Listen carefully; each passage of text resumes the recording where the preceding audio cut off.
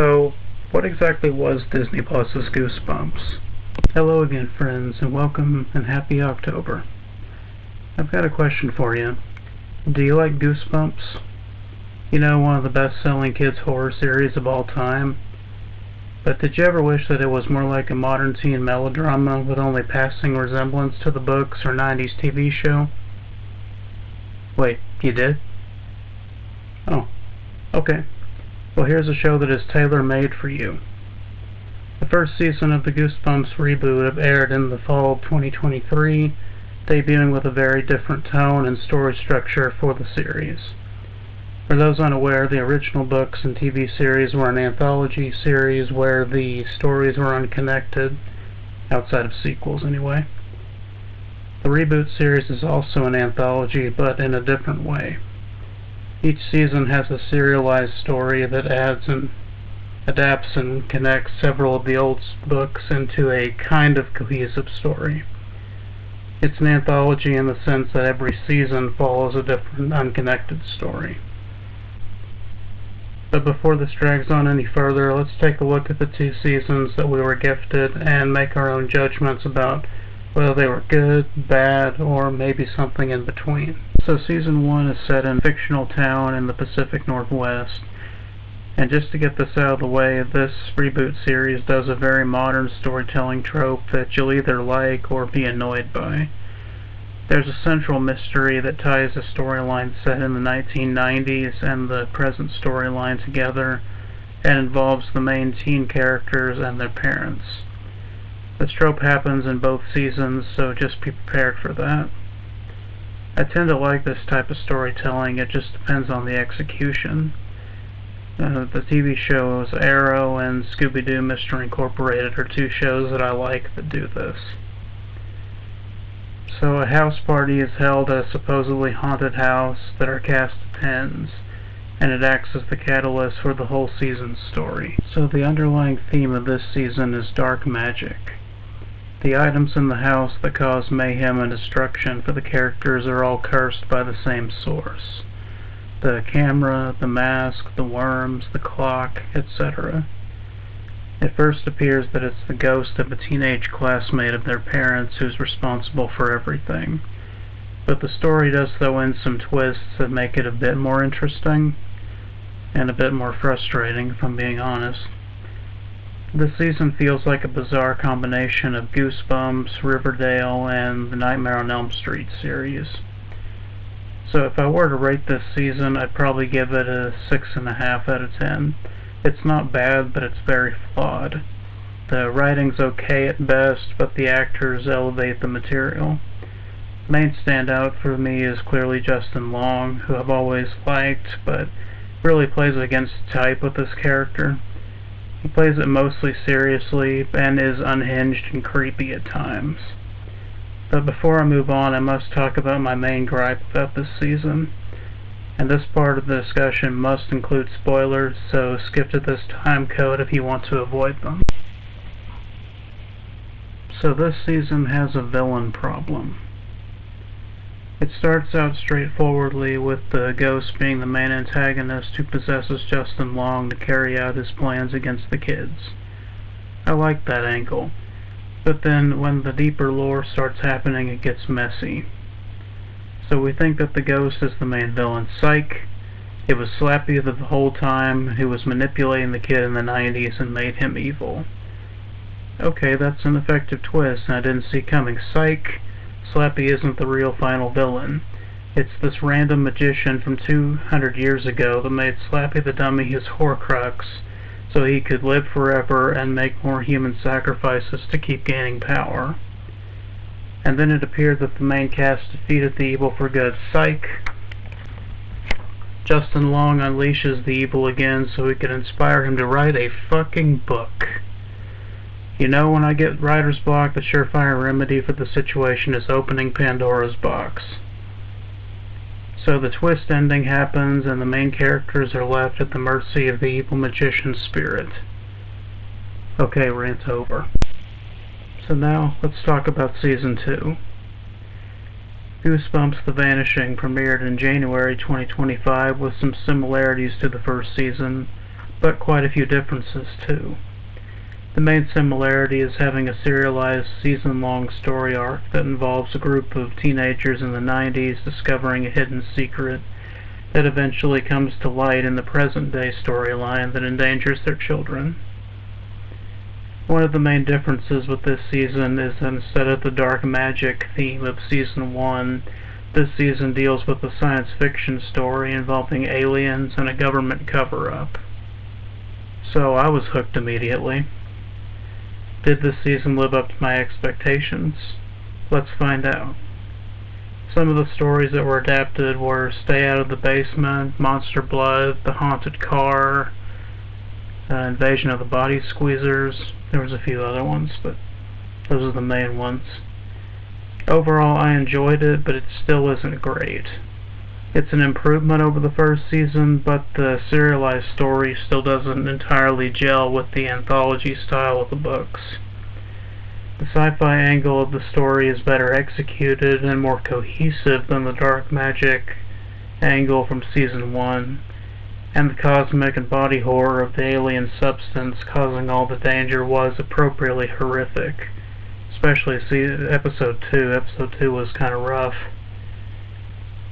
This season is scarier than the first, and I think the emotional storylines land, but the last episode deflated some of my enjoyment.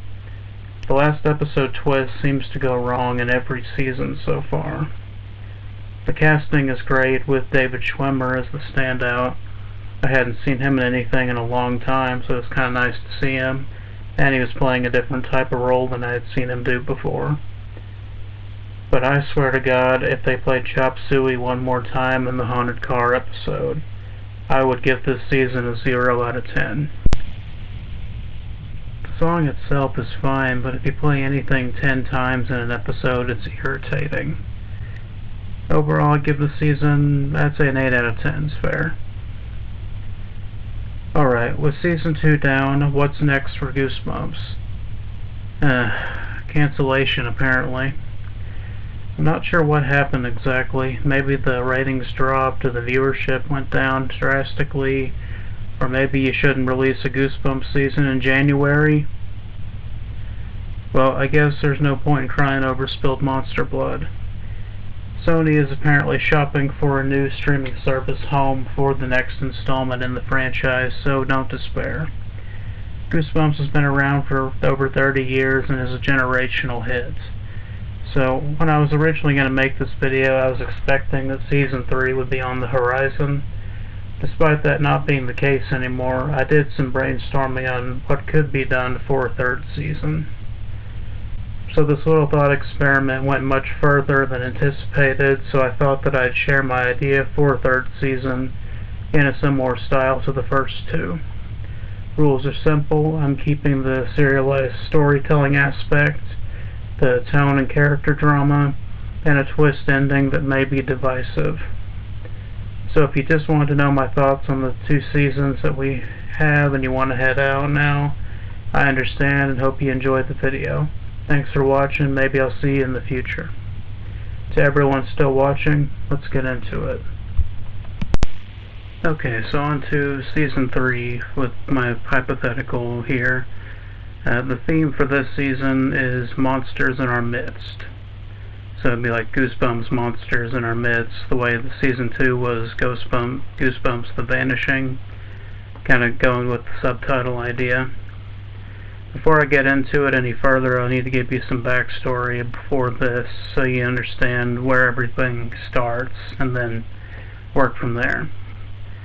So there's 5 teenagers that are friends in high school, and those characters, that's Freddie, we have Will and Hannah, who are twins, Lucia and Ricky. So they're going to be like the main characters, the main teen characters in this story. So basically the Blake twins, which I'll go into that further, but Will and Hannah, they went on a trip with their parents and then they disappeared. The whole family disappeared on the trip. And that shattered the group of friends. So at this point, when we're picking up the story, this is like a year later. So I'd say that their trip happened like at the end of summer or so. So then, a year later, they're basically seniors in high school, but that's never been the same without the twins being there. So they're all kind of reeling from that.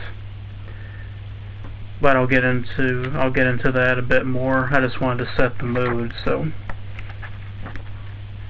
just know that I am playing around with the timeline a little bit, like the way those first 2 seasons did.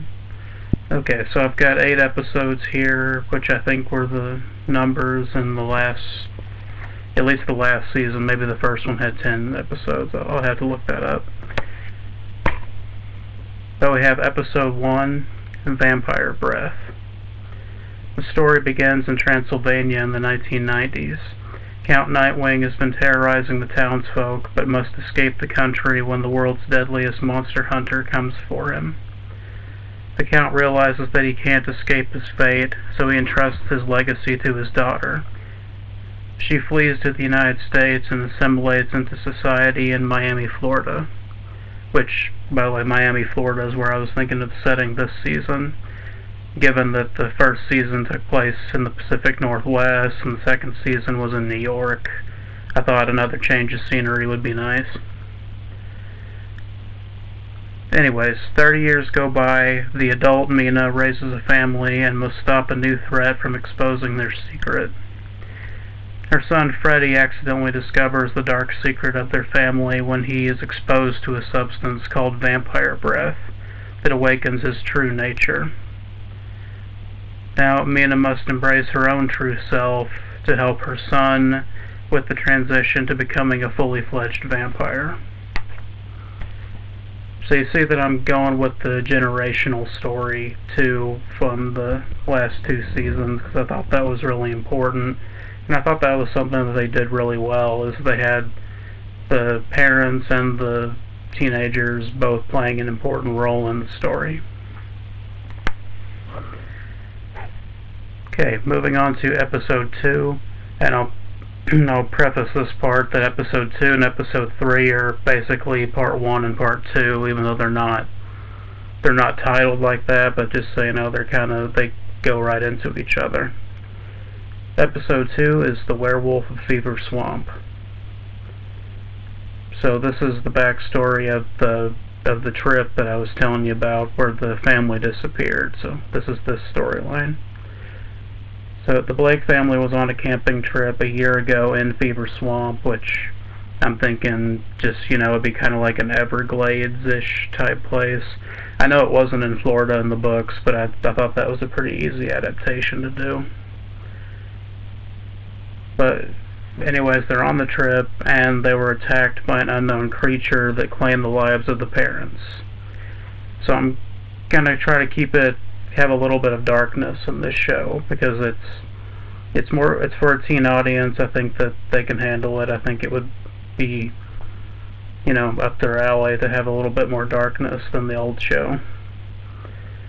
So now the twins, Will and Hannah, must work together to kill the werewolf and escape with their lives. Obviously the title, it's a werewolf that did this. So then the Blake twins reluctantly work together with a swamp hermit named Milton to kill the werewolf. And this is an adaptation of the hermit character from the original story. But I'll give him a bit more backstory in this version. But unfortunately for them, they both were cursed to become werewolves themselves. So they worked together with Milton, they killed the werewolf, but in the fight they both got scratched or bitten, or however you wanted to do that. So Milton tells them that he will have to hunt them too unless they work with him to hunt other dangerous creatures. So in this, Milton is kind of a hunter. Like, it's kind of shown in with the hermit character in the other versions, but more explicitly here. But anyways, Will sees this arrangement as enslavement and rejects the offer, but Hannah disagrees with her brother and agrees to Milton's terms. Moving on to episode 3, we have Werewolf Skin. So the Blake twins part ways and each find companionship and danger. Will takes refuge in an abandoned house and befriends the next door neighbor Grady, which you'll remember from the Fever Swamp book. Hannah befriends Alex, who just moved into town.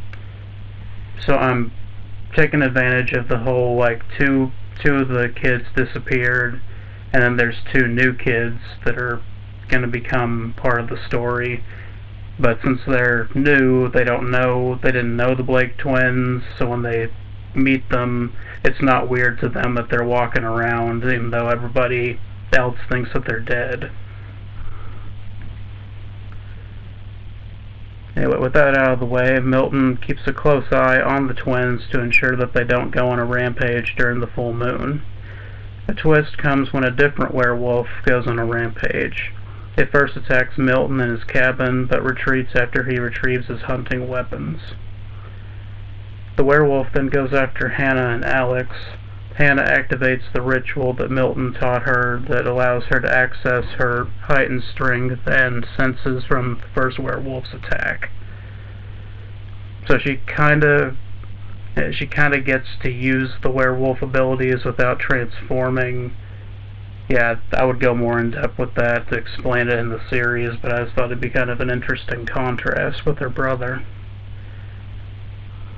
So using that ability, she's able to protect Alex and make the werewolf retreat. Then Milton regroups with Hannah to finish the hunt. And the werewolf chases Grady, who turns to Will for help. And Will transforms into his werewolf form and battles his attacker. And Hannah and Milton track down the werewolf with Alex in tow. The group teams up against the werewolf and kills it. Will and Hannah reconcile, and Alex and Grady become their confidants, promising to keep their secret. Okay, so that wraps up that little mini story arc there. Then we have episode 4, The Girl Who Cried Monster. Now, I know we technically kind of used that title in the second season, but not the exact same title as the book, so I think I'm kind of fudging the rules here, but I think that this one, it's more of an adaptation of the original book than the episode from last season was. So if you feel like that's cheating, let me know. I don't think it really matters, because this is all hypothetical anyway. But let's get into it. So Lucia Dark witnesses the school librarian transform into a terrifying reptilian creature. But when she tries to tell people that what she witnessed, no one believes her. And Lucia spent most of her life telling wild stories to entertain people, and recently had moved on to crafting hurtful false rumors about people that she doesn't like. So she's kind of the mean girl archetype, or at least kind of turns out that way at this point in the story. Because I always like having a little bit of a morality story and woven into the narratives. But her dark and ironic circumstances lead to a dangerous cat-and-mouse game between her and Mr. Mortman. She finally tells her parents about what's going on, and they decide to take action to protect their daughter. The Darks host a dinner to invite Mr. Mortman to discuss the situation, but it's actually an ambush where Lucia's parents reveal their true selves as humanoid snake creatures, which I always thought was neat, at least in the episode, what those things look like, so I thought that was cool. So they transform and they attack Mr. Mortman, and Mortman transforms and a fight breaks out. And Lucia is unsure what scares her more, the fact that Mr. Mortman was a monster trying to attack her, or the reveal that her parents are actually monsters too and protecting her. But then they take care of Mr. Mortman like the original story, and then they comfort her, telling her it's alright, you are a monster like us, but we'll help you get through it. Doing like a parallel story to Freddy from the vampire storyline, since they're in this continuity after the twins' death, they got together. That's kind of how they they trauma bonded together, how a lot of relationships do that. Okay, so now we're moving on to episode 5, and that is Calling All Creeps. And the main character in this is Ricky, like the original story. So Ricky Beamer has been a target of everyone's bullying and harassment for too long. Because without the Blake twins, I said the group kind of fell apart. Ricky kind of didn't fit in with the group anymore. It's like the Blake twins were the glue that held everybody together. And whenever they're gone, the group kind of separates. Freddie and Lucia get together, but then Ricky's just kind of out in the cold, Which is sad how friend groups, end up like that sometimes, but I thought that would work well for this story. But anyways, he's been bullied and harassed, and then he sends out a message doxing all his bullies to leave them open to receive their just desserts. But that's when Ricky starts receiving threatening messages from unknown senders pressuring him into meeting face to face.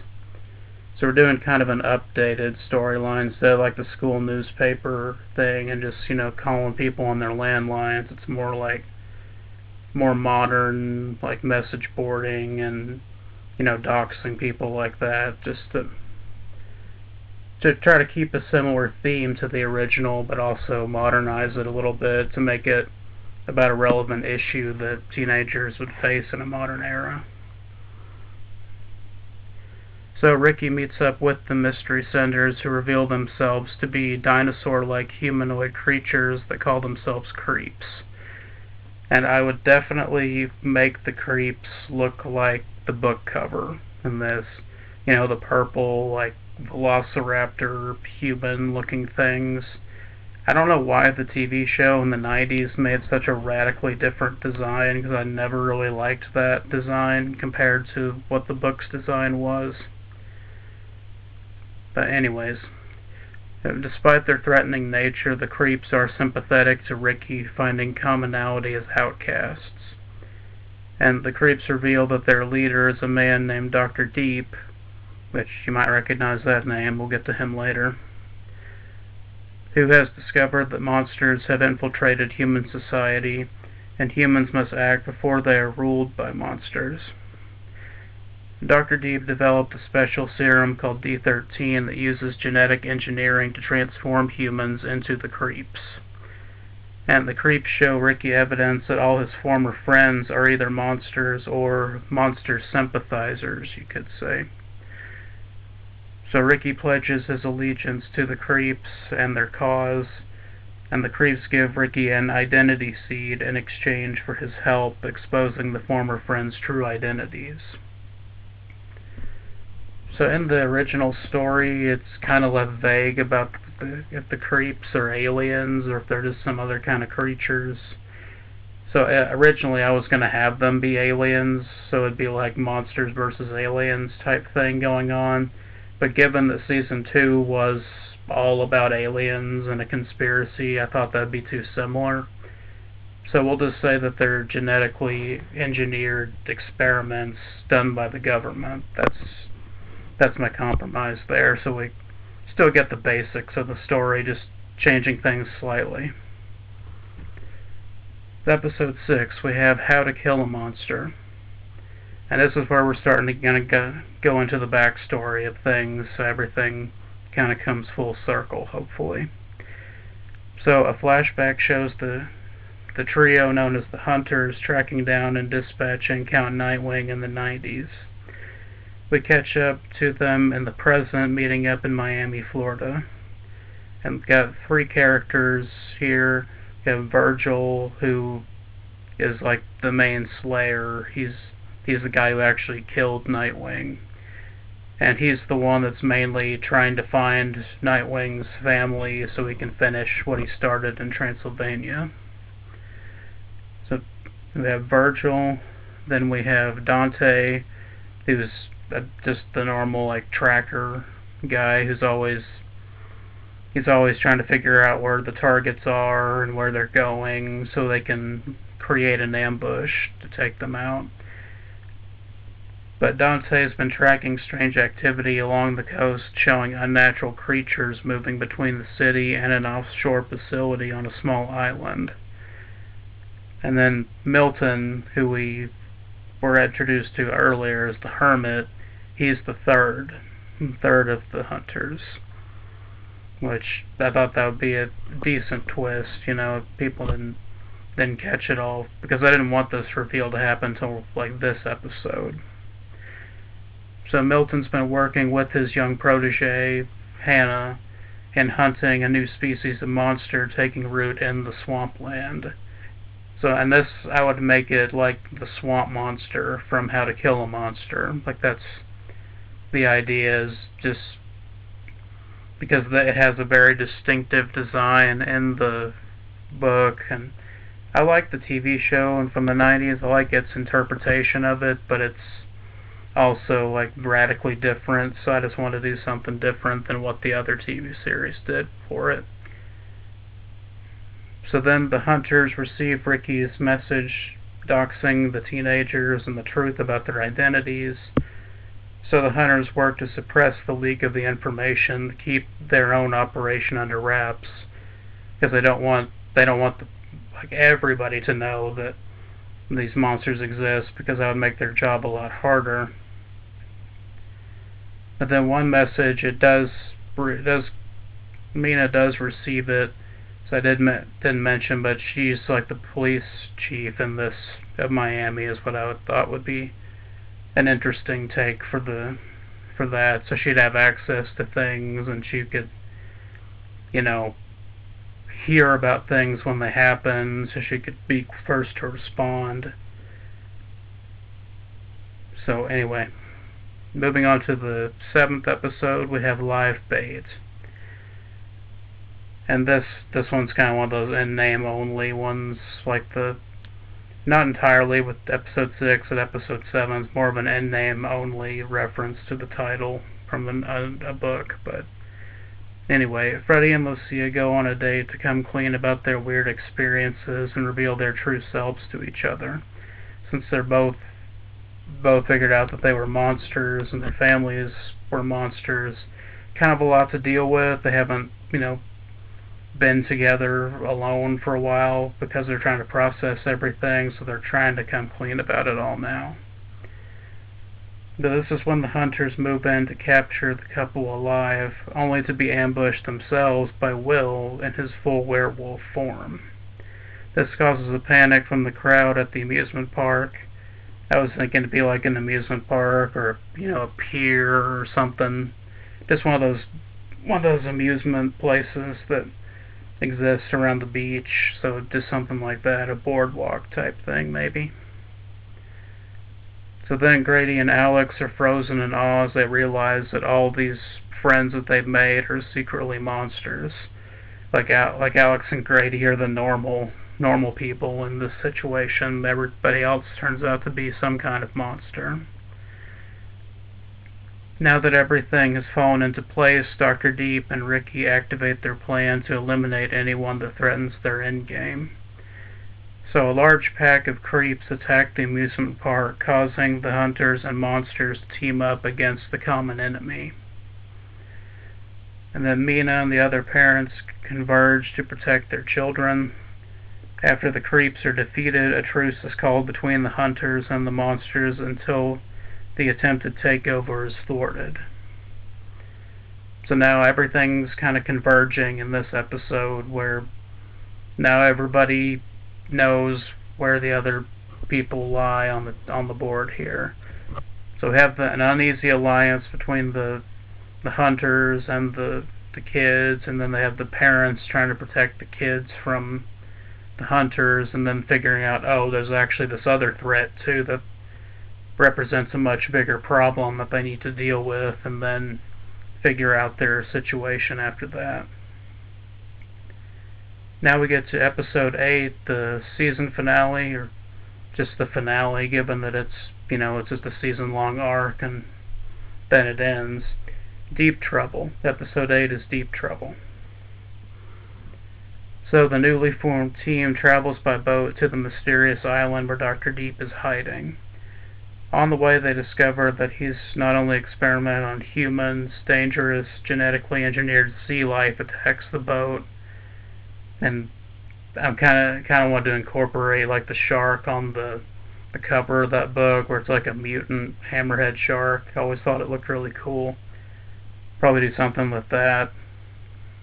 Anyway, the team makes landfall and faces Dr. Deep and a transformed Ricky and an army of creeps and genetically modified beasts.